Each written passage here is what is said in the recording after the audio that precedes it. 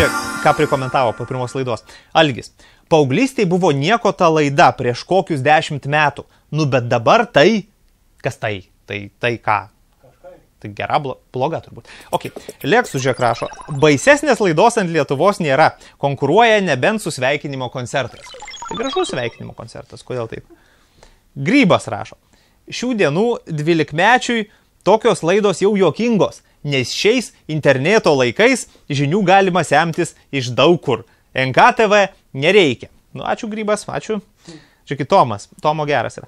Šūdas ne laida, močiutėm žiūrėti. Jėga, ne komentariukai. Man patinka. Jo, galim. Galiu? Davai. Interneto pasaulis išskėstomis rankomis pasitiko pirmąją laidą NKTV. NKTV išskėstomis rankomis eina atgal į internetą su antruoju savo produktu. Naują laidą žiūrėkite jau šį sekmadienį.